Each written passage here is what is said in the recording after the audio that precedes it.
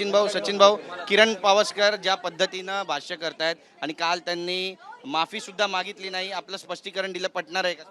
अजिबात नाही. कारण कसं होतं की माफी आमची मागण्यापेक्षा जे तिकडे सर्वसामान्य शिवसैनिकांनी बघितलेले आहेत त्यांची माफी मागणं किंबहुना ते हे मी का बोललो काय बोललो बोलण्याच्या ओघामध्ये बोललो. आता काल मी असं बघितलं का स्पष्टीकरण त्यांनी दिलेलं सांगितलेलं आहे. मी काय पाहिलेलं नाही आहे. पाहिल्यानंतर प्रतिक्रिया दिलेली उचित राहील. भोसलेंचा शोक प्रस्ताव मांडतावेळी राहुल नार्वेकर यांनी ज्या पद्धतीनं तो व्हिडिओ कसं होतोय ठीक आहे. म्हणजे मला असं वाटते ते अध्यक्ष आहेत. अनेक वेळा अशा शब्दाचा प्रश्न निर्माण होतो. काही वेळी न वाचल्यामुळे पण होतो. मला वाटते न वाचता आपण बोलायला लागलो तर काय परिस्थिती होते हे आपल्याला पाहायला मिळालं. वारंवार म्हणते की दोन्ही शिवसेने एकत्र यायला पाहिजे, ताकद वाढेल शिवसेनेत. त्यांनी पुढाकार घ्यावा. पण पुढाकार घ्यायला तयार. हां पुढाकार घ्यावा आणि पुढाकार घेऊन विचारावा. पहिला पाठी बघून विचारावा, मग तो विषय. ते पुढाकार घेतात, तुमच्या पक्षातून तुम्ही घेणार पुढाकार? नाही अजिबात नाही. त्याला कारण असं आहे की प्रश्न पक्षाचा नाही आहे.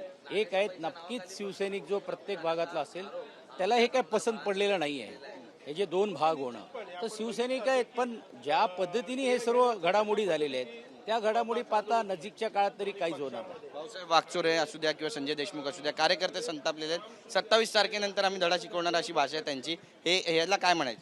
असं आहे काय असं बोलणं पण कितपर्यंत योग्य आहे हाही प्रश्न आहे. आता त्यांनी तुम्ही निर्णय घेतलाय ना, शांत राहा ना. चला, तुमच्याशी बातचीत केल्याबद्दल. कॅमेरा पर्सन योगेश गुरवसह गिरीश गायकवाड, TV9 मराठी, मुंबई.